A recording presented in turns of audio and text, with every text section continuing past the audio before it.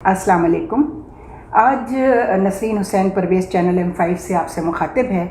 आज 18 ज़िलहिज 2021 ये हमारे चैनल की असल में वैसे तो विलादत का दिन है, सालगिरह कह सकते हैं आप, पहली सालगिरह, लेकिन बीच में ये हमारा ये बेचारा बच्चा जो है, जो अभी घुटनियों चल रहा है, नहीं चल के खड़ा हो पा रहा था, चूँकि ये 4 महीने बीमार रहा है, आया ही नहीं, ये सामने ही नहीं आया लोगों के।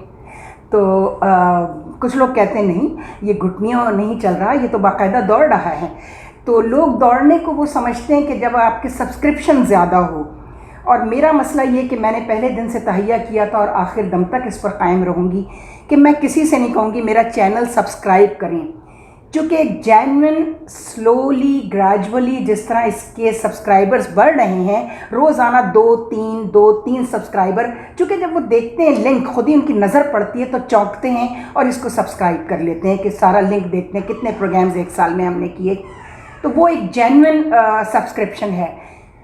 तो मैं अब हम एक इसकी दूसरी सालगिरह भी होगी, ये तो कमरी महीने से थी, चाँद की 18 ज़िलहिज आज, और जो शमसी महीना है उसमें 14 अगस्त आज़ादी पाकिस्तान का दिन है।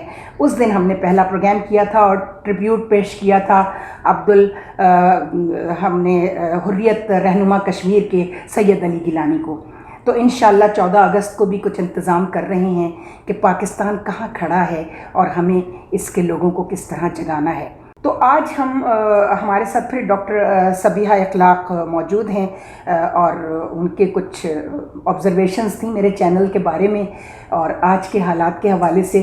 तो देखते हैं क्या कहना चाहती हैं। जी अस्सलाम वालेकुम। वालेकुम सलाम। बहुत शुक्रिया नसरीन, आपने मुझे बुलाया और मुझे बोलने का मौका दिया। सबसे पहले तो मैं ये कहूँगी आपको बहुत बहुत मुबारक हो, और तमाम उन नाजरीन को मुबारक हो जो इस चैनल को देखते हैं। और ये बात सही है कि आपने अगरचे ये कहीं कभी भी नहीं कहा कि मेरे चैनल को सब्सक्राइब करें और बेल आइकन को प्रेस करें और ये वो, इसकी ज़रूरत नहीं थी, क्योंकि जिस नहज पे आपने ये प्रोग्राम शुरू किया था, मैं तो आज इस पे हैरान हूँ कि 1 साल पहले आपने वो मंजरनामा सामने रखते हुए ये M5 का आपने ये शुरू किया, और आपने जो इसको नाम M मईशत और माँ और मीडिया और माशरा जो किया, ये बहुत शानदार और बड़ा ही मुख्तसर, जिसे कहना चाहिए कि आपने कूज़े में दरिया को बंद करके माशरे के सामने पेश करने की कोशिश की है।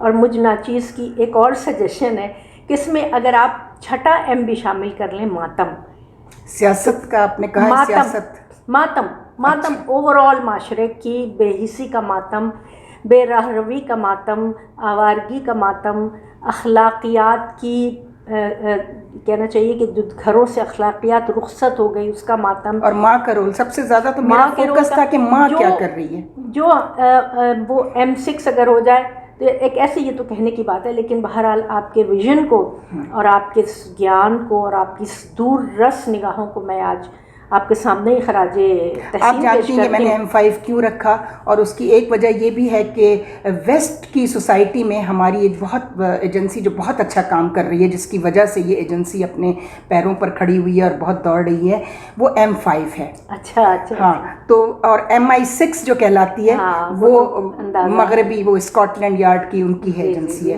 तो मैंने इसलिए M6 नहीं, लेकिन हाँ सियासत में, जैसे आपने कहा था सियासी मामलात को पेश करें, मैंने सियासत से अपने चैनल को दूर रखा। लेकिन अब हम बात करेंगे अभी जो कुछ ज़लालत और जो जहालत हो रही है, जहालत, गफलत, बेइख्लाकी, अखलाकी तो दिवालिया हो गया, दिवालिया हो गया है, और मातम करने को दिल चाहता है। आप ही के किसी प्रोग्राम में मैंने अपनी एक नज़म पेश की थी, मातम, और वो एक माशरे की ओवरऑल बेहिसी का मातम। और फिर मेरे आपके जैसे लोग अगर हम बैठ कर ये कुछ गुफ्तगू करें तो वो लोग तो, क्योंकि उसमें उनको दिलचस्पी नज़र नहीं आती है। बिल्कुल। लेकिन आपकी वो बात मुझे याद है कि जब वक्त गुजर जाएगा, जब पानी सरों से गुजर जाएगा, اس کے بعد یہ آرکائیو میں ہماری یہ میری اور آپ نکال کر پڑھیں گے کہ ہمیں کسی نکال کر دیکھیں گے کہ کسی نے ہمیں وارن کیا تھا، نشاندہی کی تھی اور بتایا تھا، خطرات کی بھی نشاندہی کی تھی اور غفلت کی بھی نشاندہی کی تھی، اور اپنے حصے کی شمع بھی جلائی تھی.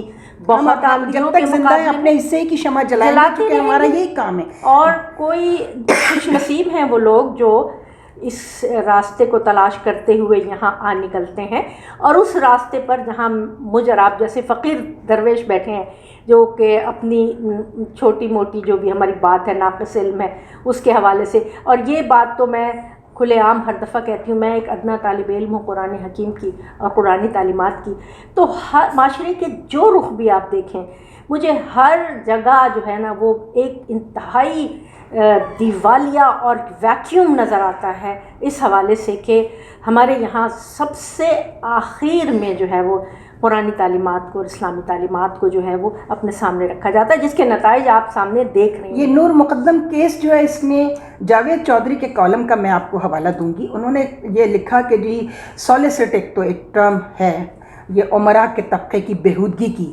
میں آپ کو ابھی بے حسی کی بات، تو اس نے کہا پورا اسلام آباد ہل گیا ہے اور 5 دن سے خوف زدہ ہے. مگر مجھے تو سب سے زیادہ جو اپیل کیا وہ ہمارا میرا چھوٹا سا پیارا سا بھائی ہے مبشر لقمان. آئی سیلیوٹ یو. سب سے اچھا کام اسمبلیوں کو اور سول سوسائٹی کو اور ان سو کالڈ وومن NGOs کو جگانے کا صرف تم نے کیا ہے مبشر. آئی سیلیوٹ یو. اور تم نے ایک بیٹی کا باپ بن کر وہ پروگرام کیا ہے. دیکھیں نہ اسلام آباد ہلا ہوا ہے، میں اس کو کوفۃ الجدید کہتی ہوں اسی لیے. آپ کی یہ ٹرمینالوجی مجھے بہت دل کو لگی. وہ عراق کا کوفہ ہے ایک 1400 برس پرانا، جس میں رسول صلی اللہ علیہ وآلہ وسلم کی بیٹیاں ان سے صرف چادر کھینچی گئی تھی تو قیامت آج تک برپا ہے. 1400 برس میں ہم نے ماتم شروع کیا ہوا ہے. وہ 1400 برس میں رکا نہیں، وہ ماتم بڑھتا چلا جا رہا ہے. لیکن یہاں تو مسلمانوں کی درندگی کی انتہا ہو گئی ہے. نور مقدم کے کیس میں ہم اس پر بات کریں گے، اور میں یہ بھی کہنا چاہتی ہوں چونکہ یہ کیس کورٹ میں ہے تو وہ سب جوڈس ہو جاتا ہے اگر ہم کورٹ کے معاملات میں بولیں.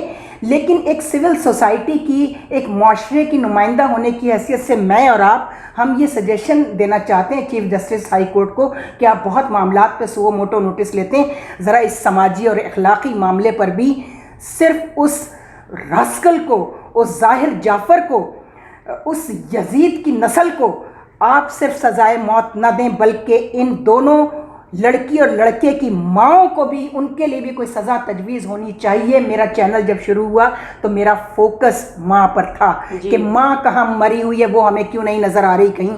لیکن وہ جیسا مبشر لقمان نے کہا وہ تو کٹی پارٹیوں میں بیٹھی ہوئی ہے، اس کو تو ہوش نہیں ہے. اور وہاں ماشاءاللہ تھیراپی سینٹرز کھل گئے ہیں.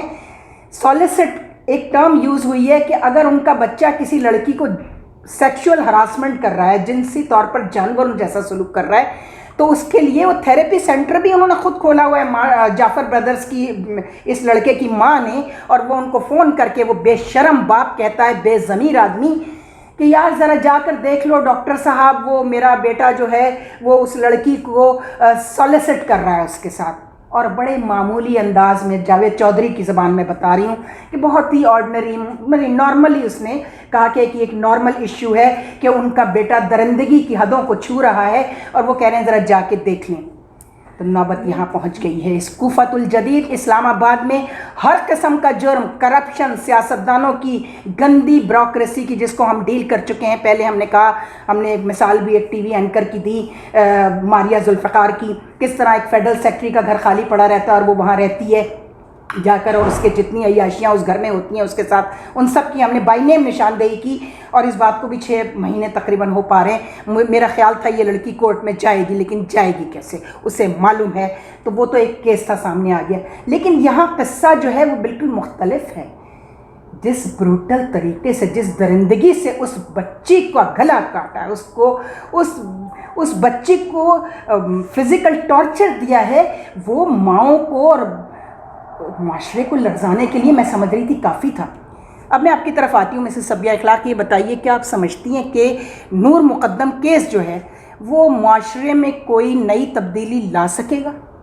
دیکھیے آپ کی تمام بات میں نے سنی، اور یہ کوفۃ الجدید کی جو بات ہے میرا دل لرزتا اور کانپتا ہے یہ بات کہتے ہوئے کہ اسلامی جمہوریہ پاکستان کا دارالخلافہ اسلام آباد، جی ٹھیک ہے، اور وہاں یہ واقعات ایک نہیں، پے در پے کئی واقعات ہوئے ہیں جی، ایک ہی ہفتے میں 5، ایک وہ مائرہ کا ہوا لاہور لے جا کر ڈیفینس میں، اور وہاں سے یہ سب کچھ جو ہے وہ شروع ہوا، اور نہ ابھی تک کوئی اسمبلی میں کوئی اس کی آواز اٹھی، نہ کسی این جی او نے، یا جو وہ عورتیں سو کالڈ میرا جسم میری مرضی، نہ انہوں نے، اور یہ بچی بھی عورت مارچ میں جب جاتی ہے اور بینر لے کر کھڑی ہوئی ہے تو اس کی ماں نے اس کو اس لیے نہیں روکا کہ ماں خود اس کی حامی ہے۔ اچھا، یہ آپ کی بات کو آگے بڑھاتے ہوئے، کوفۃ الجدید والی بات کو آگے بڑھاتے ہوئے، ہمارے معاشرے کو آپ فیبرک، سوسائٹی کے فیبرک کے ہر لیول کو دیکھ لیں، بالکل، کیا وہ دیہات ہو، کیا وہ rural area, urban, educated, non educated, بھکارن سے لے کے، جی وہ بھکارن کو دیکھیے کس طرح ریپ کیا، اس کے بچے کو قتل کیا، سفیر کی بیٹی، سفیر کی بیٹی تک کیا کچھ ہوا، اور یعنی کہ غریب ترین آدمی سے لے کے بلینئر تک، اور اس سے پہلے وہ افغان سفیر کی بیٹی، وہ ایک اور سیاسی ڈرامہ تھا یا کیا تھا، اللہ بہتر جانتا ہے، صرف اور صرف اخلاقی دیوالیہ پن کا شک، بالکل یہ اس کا نتیجہ ہے۔ اور دیکھیے قانون تو، اول تو قانون میں کیا کہوں، مجھ پر کوئی توہین عدالت کا الزام لگ جائے گا، قانون کا ایک اپنا مقام ہے، لیکن اخلاق کا جو مقام ہے وہ گھروں کے اندر ہے، وہ ماؤں کے سینوں میں ہے، وہ باپ کے دست شفقت پر ہے، وہ فیملی ویلیوز میں ہے، وہ کہاں چلا گیا؟ کسی لیول پہ وہ ہمیں نظر نہیں آتا۔ ہمارے یہاں بھی آپ دیکھ لیں سر، سو کالڈ شریف گھروں کی لڑکیاں بھی شام کو، بالکل ہم اپنی بچیوں کی وجہ سے لرز گئے ہیں، اور ہر وقت دعا کرتے ہیں پروردگار ہماری بچیوں کی حفاظت کر، ان کو صراط مستقیم پر چلا۔ آپ نے جو یہ، آپ کی بات کاٹ رہی ہوں نسرین، آپ کا جو یہ چینل ہے اس کی ذرا اب آگے آنے والے پروگرامز میں آپ یہ دیکھیے سراغ لگائیں کہ یہ پچھلے 20-30 سال میں ہمارا معاشرہ یہاں تک کیسے پہنچ گیا، اس کو جا کر کھودنا پڑے گا۔ کھول دیا نا، دیکھیے خراب کب ہوتی ہے سوسائٹی؟ جب مڈل کلاس ویلیوز کو اسٹیبل رکھنے کے لیے ایک اسٹیبلائزنگ فیکٹر سمجھی جاتی تھی۔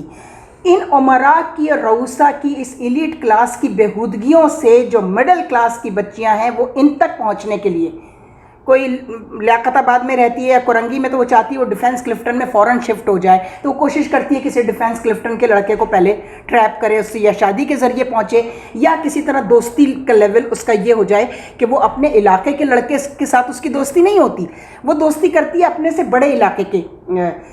یہ تو ماؤں کو دیکھنا پڑے گا، ماؤں، یہاں بھی میں وہی کہوں گی، بچیاں تو معصوم ہوتی ہیں۔ نور مقدم میرے نزدیک ایک معصوم بچی ہے، وہ موم کی طرح ہوتی ہے، اس کو جیسے اس کی ماں نے مولڈ کیا وہ ویسے مولڈ ہو گئی۔ 27-28 سال کی بچی جی، اور میں نے جہاں تک اس کی وہ سہیلیوں نے بھی بتایا، بہت پیاری، بڑی معصوم۔ اور یہ دیکھیے کہ جب وہ مذہب کی طرف مائل ہونے لگی، اجتماع میں جانے لگی تھی، تو وہ اس لڑکے کو، ابھی جو بہت سارے حقائق انکشاف ہو رہا ہے، وہ اس لڑکے کو یہ منع کرنے جا رہی تھی کہ اب میں تم سے دوستی نہیں رکھ سکوں گی، نہ ہی تم سے شادی کروں گی، کیونکہ اس کو مذہب اس کے اندر اتر رہا تھا۔ اس کا نام بھی دیکھیے نا، نور مقدم۔ اتنا تو جب اچھائی کی طرف جانے لگو تب مار دو، یا تو یہ کوئی بڑا ڈیزائن ہے اس ساری یہ عورت مارچ والی جو کلاس ان کا۔